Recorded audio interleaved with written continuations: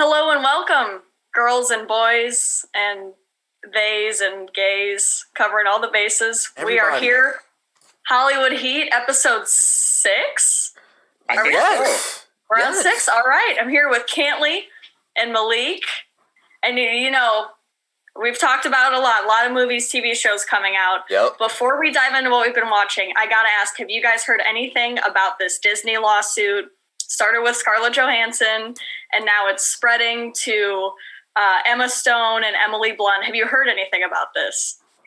Yeah, and anything that involves Scarlett Jo, as you guys know, like I have to like be in the know with it. So I want to hear more from your perspective of it. But like I said, I've only seen a little bit about it. But I think it's interesting. Yeah, me too. I was just scrolling. Literally, I was just scrolling on Twitter and seeing like Disney lawsuit ramping up, and I'm like, what's going on? So yeah, I'm trying to hear more about it in the aspect of you've looked into it, or you basically know what's going on with it.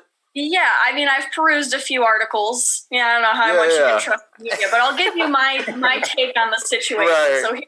So what I've researched is apparently, for obvious reasons, things started streaming, and Disney Plus has become a big product of that, because of the pandemic and everything.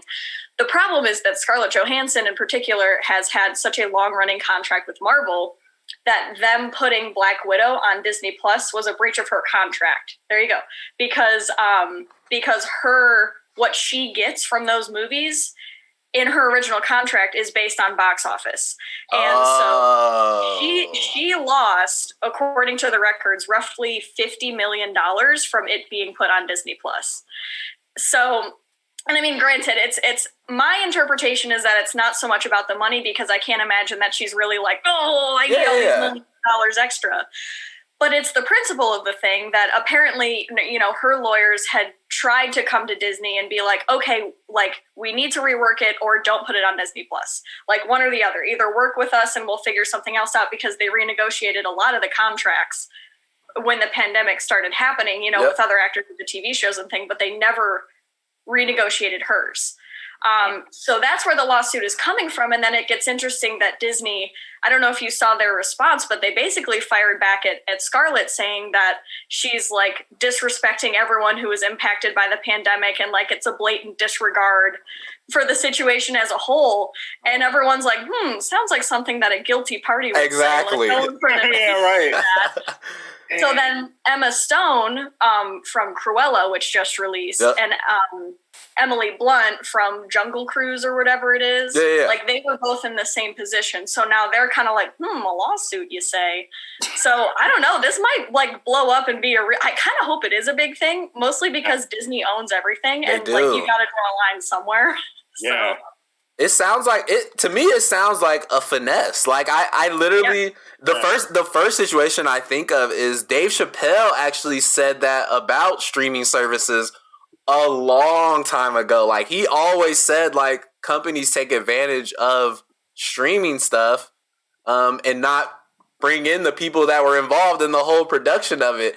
And I like what you said where you're like, I'm sure it's not about the money, it's about the principle, because I'm sure she has a makeup artist to pay.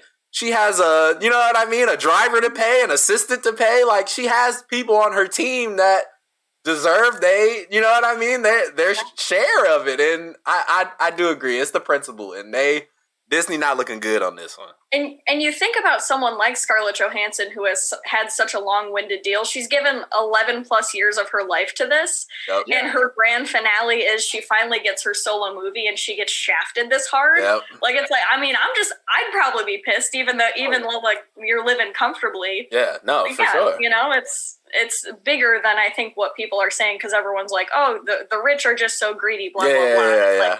Of course, the rich get richer, but it's also like someone's got to draw the line in the sand, and I think she's in the perfect situation to do so. Yep. I would love it if she did it. She's the perfect I will ask you guys, though, since we're like on the topic of like streaming services and stuff now, do you ever think that there's the point where like there's too much? Because I was watching a ad yesterday or something, and I did not know there's like an AMC Plus. And I'm just like, does is there going to be like a cooking channel plus net? Like, does everything? I'm sure there is. Like, yeah, right. I wouldn't be surprised if there was, but like, you just wonder, like, when does it get to be the point where like it's just too much? I've been saying it's too much. I've told you guys multiple times I'm not paying for Disney Plus still because I was one of the first ones like, oh, we can watch this, we can watch that, and I get on there and I'm like, what am I paying for right now? Like, so I canceled that one. Like Netflix has been my go-to. I'm thinking about canceling that soon because I don't really use it. And it sucks because I said this is my only thing about streaming services is they take one thing off one and put it on another one. So that's what really makes me like, they finessing us off of this. Like, they want us to keep paying for all these different subscription services. They are, and I'm genuinely concerned with all these variants of COVID coming out.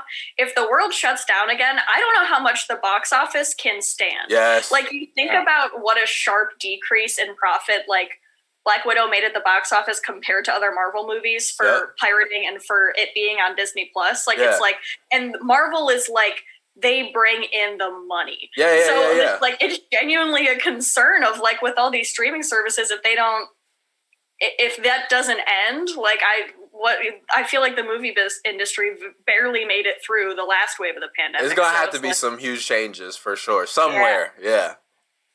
So it's fun. It's funny. I'm just gonna pull in my show that I was gonna bring up because it streams on a service called Stars.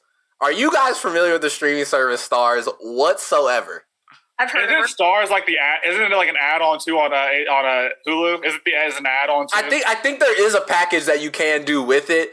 Other than that, Stars has absolutely nothing on it. Like it doesn't. I honestly have no clue what you would get on Stars to watch except for Power.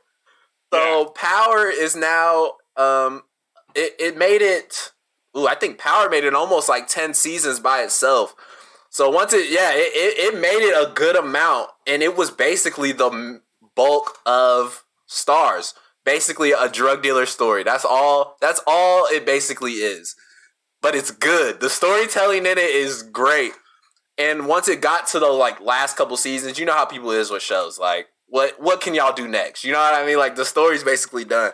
So they leveled it up. This is a thing I've never seen before, but they're starting to do chapters. So basically a chapter is now technically a whole new show, but it's in the same universe. So it's kind of reminds me of what Marvel does with like the Loki one, where it ties in everything that's happening around the universe of the same story, but it's these different shows you will watch separately. And so they got all these different chapters, and the new chapter that just came out is basically 90s drug dealing era of it. But it's great. It got like Joey Badass in there as an actor. I was going to ask you, is that what Joey Badass was in? Yes, and he's amazing. He's so good because he's a great actor because I don't know if you guys ever seen the show Robot. I've never seen it. Oh, gosh. You guys have to watch that. That's what my boy... hold on, let me look up his name real quick. Don't say Tyler Perry. No. Tyler. Actually, no, just playing. It was called Mr. Robot. With my boy Rami Malek. He's really he carried that show. It was so good. It was basically just talking about technology. And if there was a hacker organization behind technology, that was basically all it was about. And he was like, Rami Malek played like the most elite hacker. Like he was an evil genius hacker type deal. What service is it on? I almost want to say AMC. I'm not gonna lie. I ain't gonna lie. Jeez. No, USA. It was on USA, NBC. I think you can. What were you about to say? It's on Prime Video. Oh, it is? Oh, I'm about to go back and watch that. Y'all need to watch that because Joey Badass played the most minimal role in it. He was basically just a random dude that Rami's character just got cool with. And he was just he would just go eat lunch with them. He would go watch basketball games with them. That was it. And Joey Badass was perfect at it. I'm like, what is this? Like, just a rapper's like, yeah, I'll take that role. That's the perfect role for me. So I feel like Joey Badass is the most random rapper to do it too. At this point, with how he's doing in this new, so the show is called Raising Kanan. That's the show. Is chapter 3 of Power, Raising Kanan, and he's supposed to play the biggest drug dealer in New York. And it's like when you first see him on screen, you're like, oh, this is cheesy. Like it's a rapper playing an actor.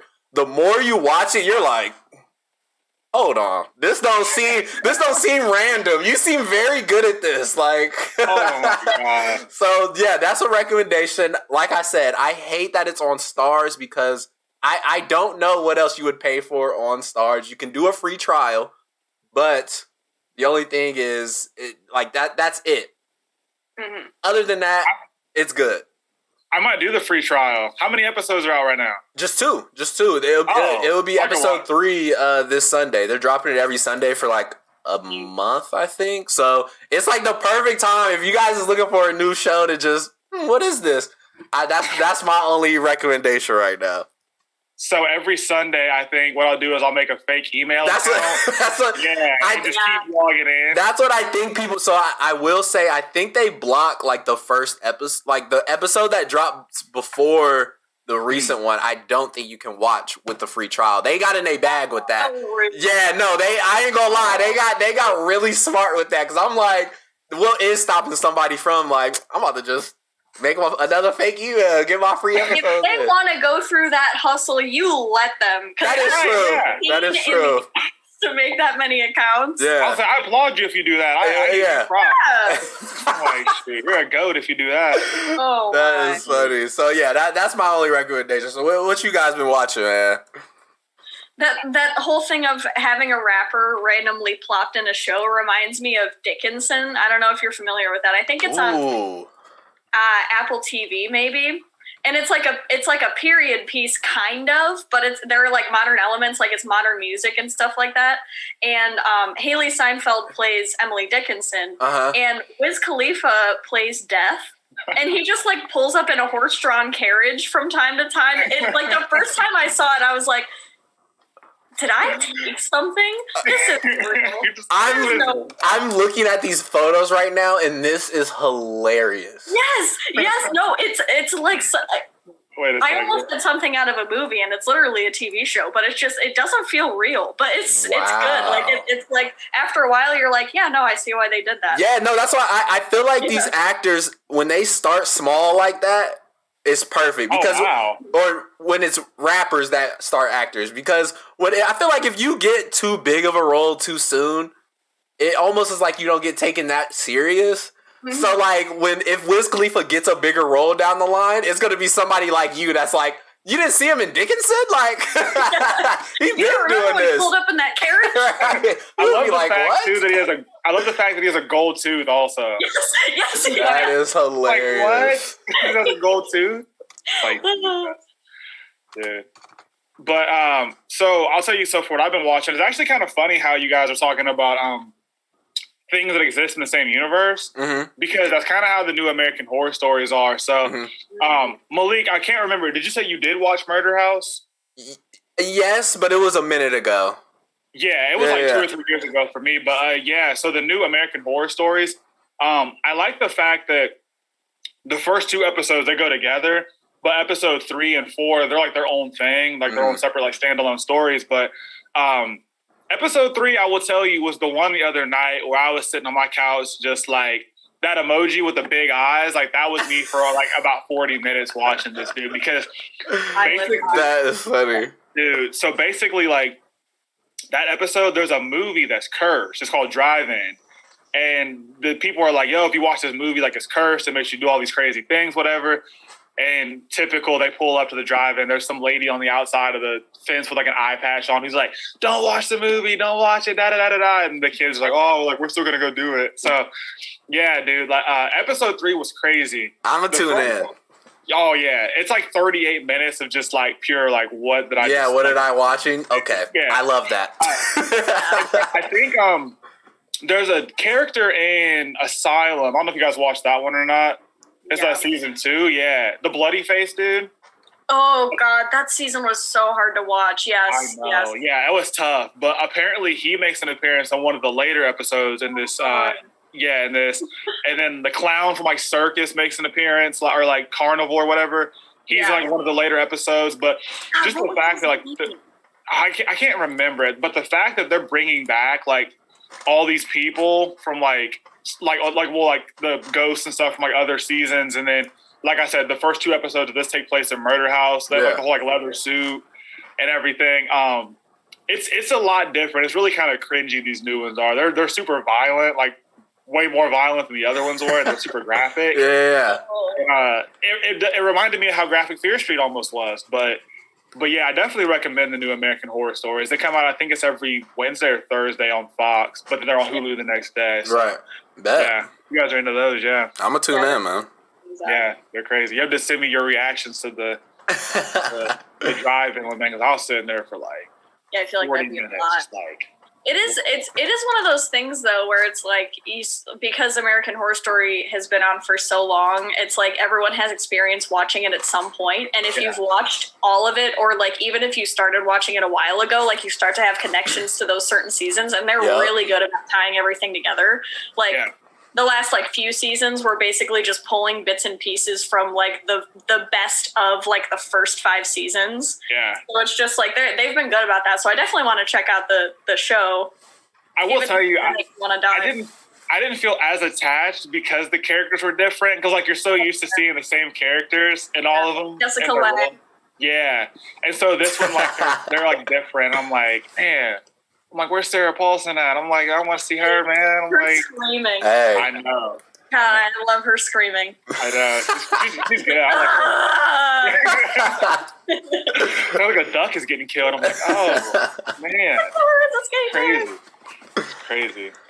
Well, I have to bring up Space Jam then. I was going to say, don't say it. I have to because...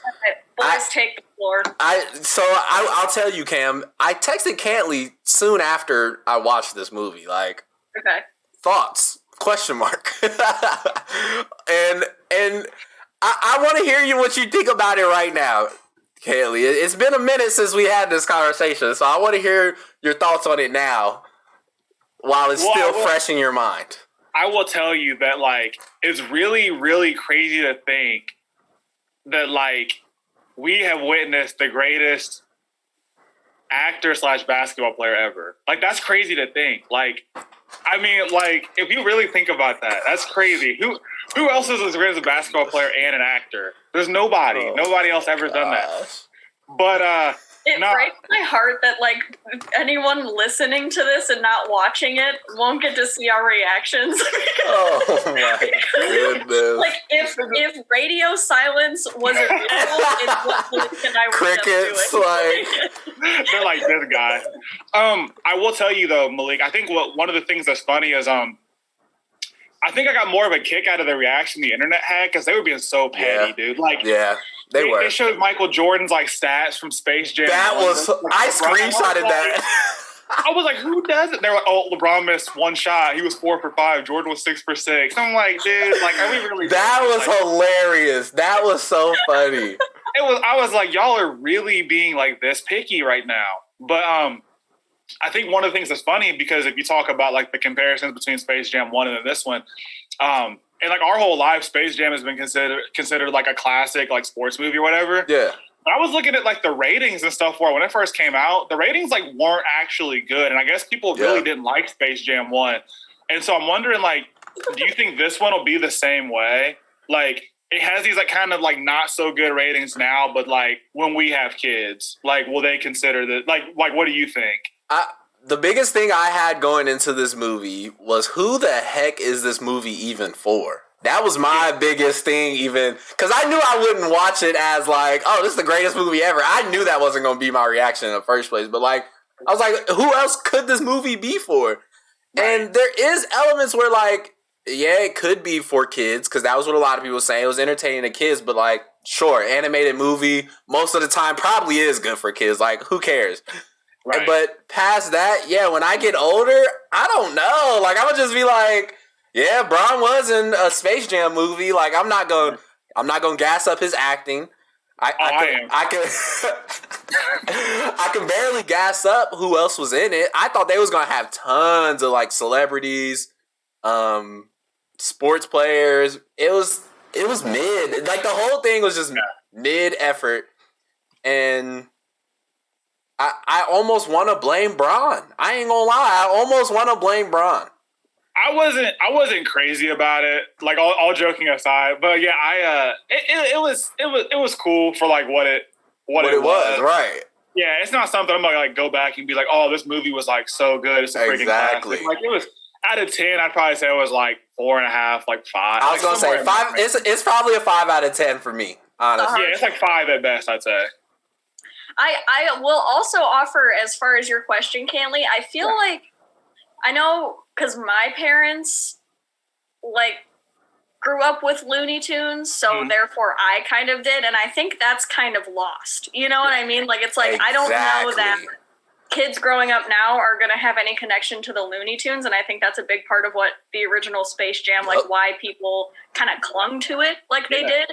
And I think that has since lost, especially when you think about animated movies. Like, the sky's the limit at this point. They make so many good animated movies. Exactly. Like, this one can totally get lost in the shuffle, you know? Yeah. No, I think it definitely will get lost in the shuffle. Like, for as much as I love Braun and stuff like that, biggest LeBron advocate you'll probably ever meet. But, yeah, this for me just wasn't – it wasn't the one. I was like, yeah, it's cool. You know, it is what it is. But, yeah, I probably won't go back and ever watch it again. The best take that I got from it was – this movie was a great, like, prediction on what could happen in the movie industry as far as, like, a Warner Brothers having a movie that they can just pump whatever marketing they want into it. They had references for The Matrix, Godzilla. They had, like, Harry Potter. They had that one scene where it showed, like, all the characters that have, like, been in their movies and stuff. There was Nike logo slapped somewhere. There was, you know what I mean? Like, I feel like that's gonna be a thing. Is there's gonna be a movie series where they're just, this is a showcase, or not a showcase, but this is everything that we own that we can put in one movie for y'all. And that was an interesting take I seen, was like, at the end of the day, this was probably just marketing. Like, that's about it. One of the things I did enjoy about it, though, was like they'd make reference that, like, a lot of the jokes about LeBron, like they kind of like reference some of those. And like, if you're not like a basketball fan, like they might have kind of gone over some people's head. But like, you're like, true. Yeah, like your dad doesn't stay around anywhere talking about how he like always leaves. Yep. Like, oh, like that was good. No, they was at his head a couple of times. They had one joke that had me weak where they were talking about the Michael B. Jordan scene. That scene had me dead. Cam, they had. I actually saw. Did you see that? I was rolling. They were like, not Michael B. Jordan, like, and he's just standing there like Michael A. Jordan. That was hilarious. That was funny. That I ain't gonna lie. I seen that. I was like, okay, that was gold. Whoever wrote that, they was in their bag for that. But I'll tell you too, one of the things I didn't like was the fact, like, how it started was like him as a kid, because like that's how like the OG Space Jam started, was like Jordan, and I was kind of like, I feel like you're trying like to be like that too much. I was like, just make it like a different like start, or I don't know. It just felt kind of like at some points it was trying to be too much like the OG Space Jam. I was like, last thing, the intro was hard. The intro was hardcore. I rocked with the intro. With like showing all the people who were in the movie, and they're showing all LeBron's highlights. Oh yeah. Like I said, marketing. They was just gassing up, Bron. I was like, I remember that dunk. I remember I was there. Yeah, I was. But yeah, I will say the last thing I will add is Michael Jordan did not make it in the movie, and I thought that was kind of weird. Like, Why did Michael Jordan not even just? He could have easily just been in the back with a newspaper, like, and then sat back down. I would have been like, oh, Michael Jordan, but they didn't even do that. If we had gotten a Tyler Perry and Michael Jordan cameo, this movie would be like probably 8 or 9 out of 10. Totally surrounded by children, like, yes, yes, let's go. That would literally be me. I swear to God. That is hilarious. No, I'm all with the cameos. You know what I was hoping for, Kelly? I was hoping for a Westbrook cameo. You know what I mean? Yeah, like, you were. I was hoping for just random NBA players just tying their shoe on the sidewalk, looking up like, hey guys, and that's it. That's all I needed. And I would have been like, oh, okay. I'll be real with you. For as close as Drake and LeBron are, I'm surprised there wasn't like a Drake cameo. Yeah, no Drake cameo. I was predicting a Drake cameo just because I was like, because they're always together. Because like during that little stretch of time, they were like at every basketball game together. I was like, "Where's the Drake cameo?" I was waiting for it, man. I was waiting for it. Maybe Space Jam 3. Maybe Space Jam 3. 73 hours talking about Space Jam. Did you guys have anything else? It's so many good movies out, and I definitely wanted to just bring up about Power because that's really what I've been on lately. Because it's just been good. I love hearing about the Disney case. I'm watching American Horror Story. Yep. Did you guys have anything else? No, but Cam, you do have to keep us updated on that Disney stuff, though, because like I'm sure you probably know, more about it than we. Yeah. I mean, I'll read about it and stuff, but you can probably give us more. Yeah, I will keep you guys in the loop for sure. Yeah. I haven't seen it yet, but I just feel like, I don't know about you guys, emotionally this week for me has made me feel like I'm on the beach that makes you old. I feel that 100%. Hey, that's what it's the weekend now. You feel me? It's the weekend, baby. That's all we pushing towards. Our weekend. It's Monday for me. Oh, dang. Well. Hey man, another episode of Hollywood Heat. That's it for me. I'm gonna see you live from the basement. From the basement. Stay away from Old Beach. That's all. Stay away from Old Beach. Stay away from it. Lots of good movies to talk about on the next episode. So yeah, for sure. All right. We'll see y'all next time. Hey guys.